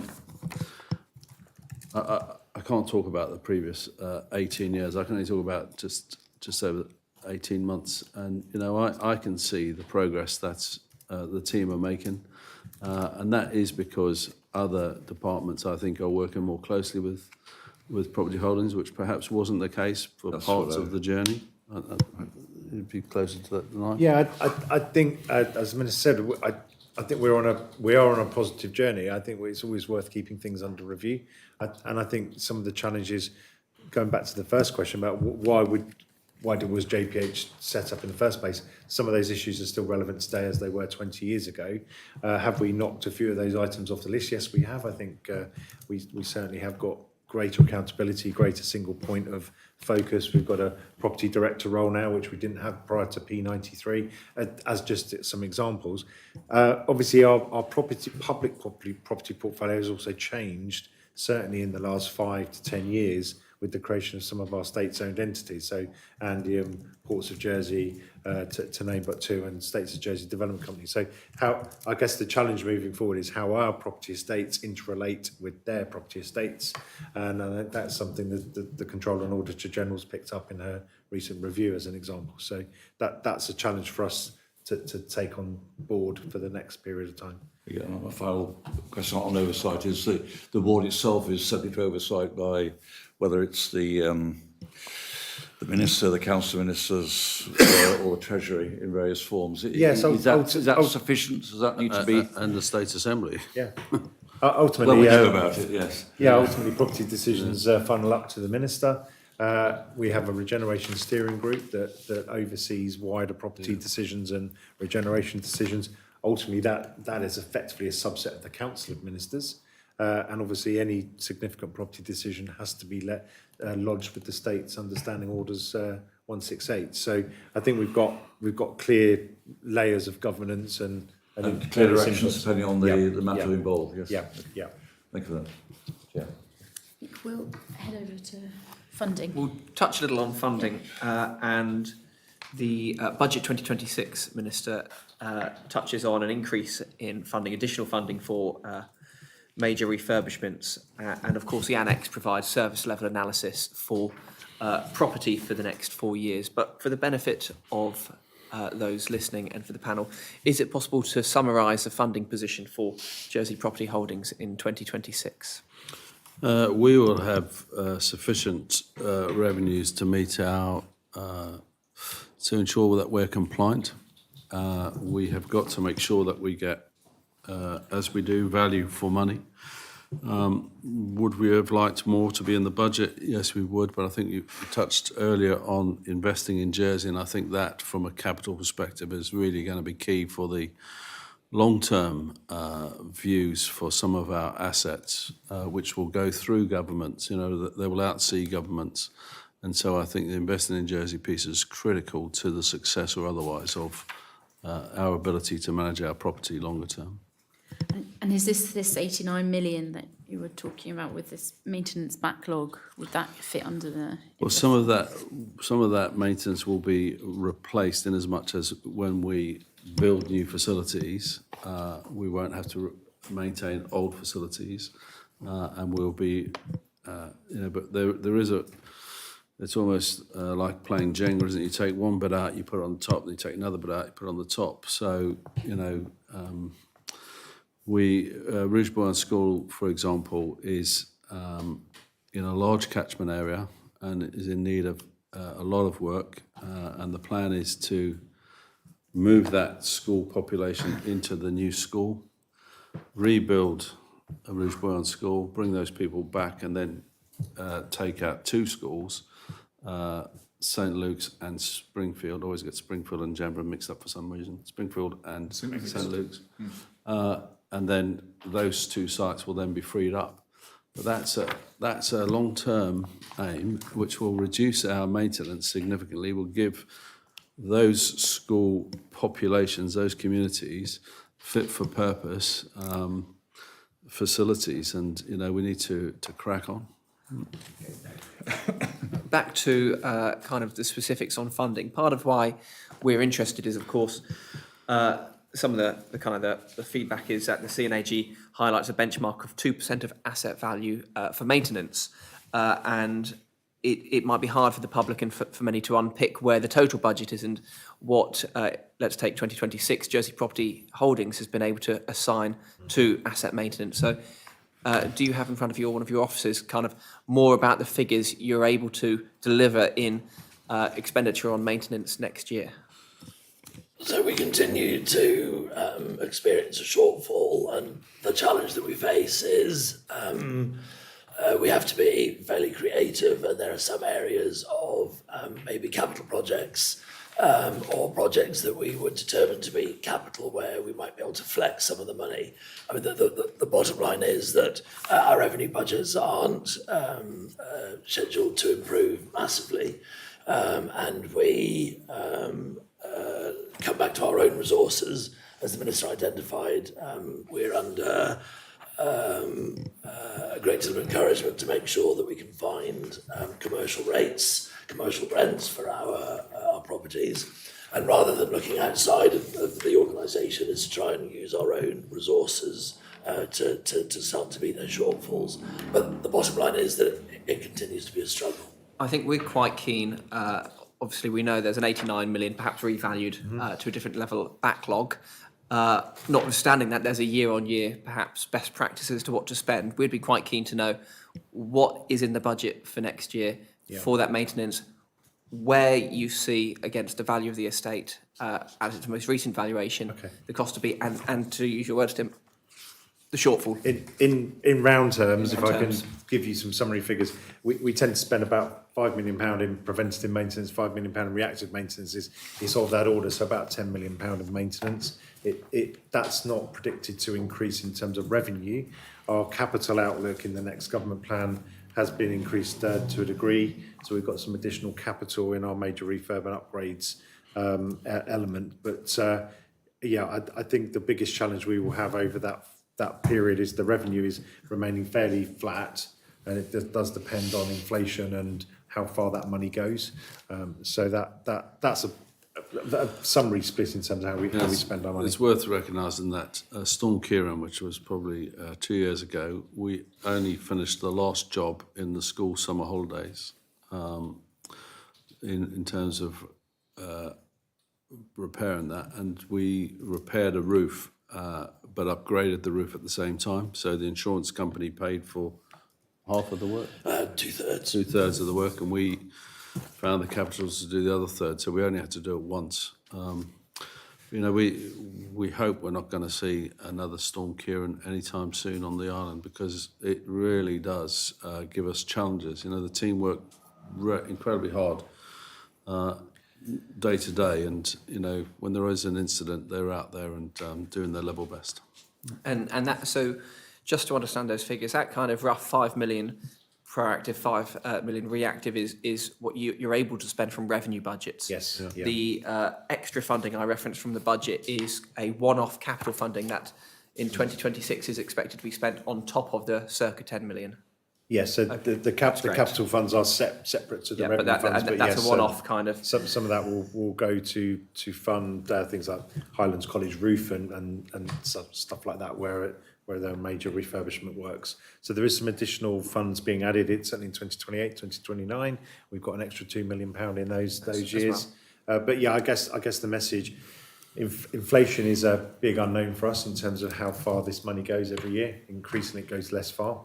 And certainly what's happening out there in the weather and the climate can have a big impact on our reactive expenditure. We just don't know what that's going to be like year to year. We might explore the further £6 million, perhaps in writing to you about where that's looking to be spent or whether that's going to be dealt with. You mentioned revenue raising being key to filling the shortfall. Mm-hmm. One area we discussed in June in our quarterly hearing was rental income from Jubilee Wharf, which is owned by the public, and at that time was significantly below forecast for commercial rates. Has occupancy of Jubilee Wharf improved since then, and what kind of level of rental income against your forecasts is being secured? Oh, I don't have the numbers in terms of the rental income, but we are making progress. I had hoped we'd talk about Union Street, because that is a great success story, I think. But in terms of Jubilee Wharf, we are putting in there third-party organisations, so centralising some of our regulatory bodies, which will enable them to make savings and also generate us the forecast income on a full-year basis.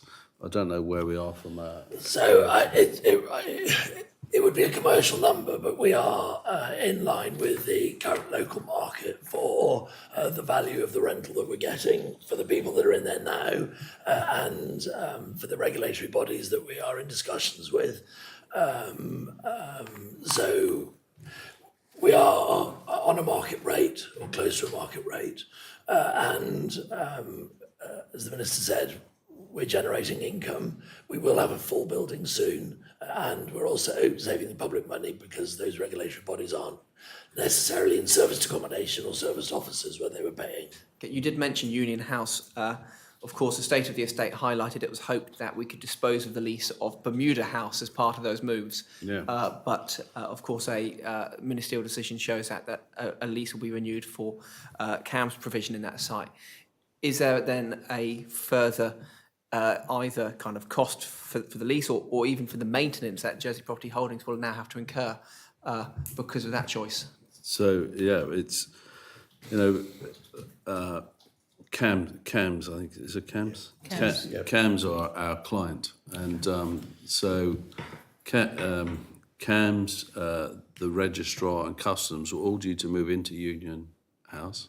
For various reasons, they didn't move into Union House. So the CAMS will have to fund the rent for Bermuda House from their budget. And maintenance obligations? So part of the understanding, JPH will administer the building on their behalf, but all payments, the current rental payment and the maintenance payments will fall back to the department that is taking it on. So we will make sure that the building is administered on behalf of the public effectively and efficiently, but the payments for that will come from the operating department. Yeah, one thing I've asked the team to do is, in a report in 2021, the average space per desk was 16 square metres. In Union Street, it's just over the industry standard of 6 square metres. So I've asked for that review to be done across our whole estate because I think we have made really good progress in a lot of areas. I think we should celebrate that. I think we've got 2,100 people who are based at Union Street. I think we see efficiencies not only in the fewer buildings that we occupy, but also in the relationships between departments. You can talk to people in the lift in the morning or in the afternoon and just nip up a flight of stairs or down a flight of stairs. And I really think that I think it was the John LaFondre government that came up with the Union Street solution. I think they're to be congratulated. Okay, You won't hear me say that often. Well, thank you, Minister. And we just got a few minutes left, and we've covered many issues around JPH today, and it's been really useful. And I suppose we're just reflecting that we had a quarterly hearing with you in November last year. Well, you said that JPH was not set up properly to deliver its intended functions. Now hearing what we've heard today, and you've had nearly a year since that's hit hearing, do you see it's I think we've on? slightly changed the structure. Both Ralph and Mafalda have taken on additional responsibilities. And I thank them for stepping up to do that. I think we have certainly challenged the team to deliver in a whole range of areas, and they've risen to that challenge. We're not the finished article, but we are a long way from where we were 2 years ago. And I dare say we're a long way from where we were 4 years ago, because I think the work that I've been able to do is to build on what my predecessor did. So, yeah. Thank you. Sorry, I do think there's much more. We're seeing more collaboration amongst government departments, and we're seeing more willingness to look more broadly within the department. So, yeah, I'm really quite pleased with that.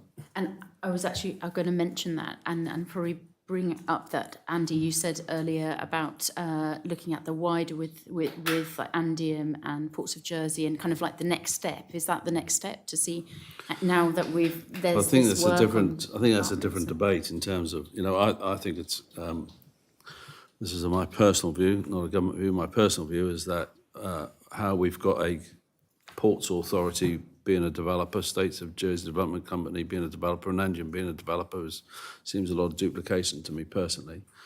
What I'm looking at to do is to see, working with SOJDC, utilising their strengths as we are with Fort Regent, and also looking to see whether we can utilise the services of Andium to do some of the work that's currently done in-house. If that can be done more efficiently, outsourcing to Andium, then we're really keen to explore that. Thank you. So I guess that's the last question really, and you've, I suppose through our hearing today, you've mentioned some of these areas, but what next for Jersey Property Holdings? Do you see Well, we're going to celebrate. We're going to celebrate Oakfield, and I don't know what the date is. We had a slight delay with a boat. Should be mid this month. I'm saying mid this month because that could cover. If you haven't been to Oakfield yet, please do go. I went last Thursday, and was so excited when about 20 youngsters in their martial arts class all gave a big cheer because they liked their new facility, and I was more even happier when the leader of that martial arts class came out of the class to thank us for the work. And I've been up there when the Jets have been playing with probably a couple of hundred people watching, and it's absolutely first class. There will be some teething issues. As I said, we had a challenge getting the people over to install the gym equipment, but that work is underway.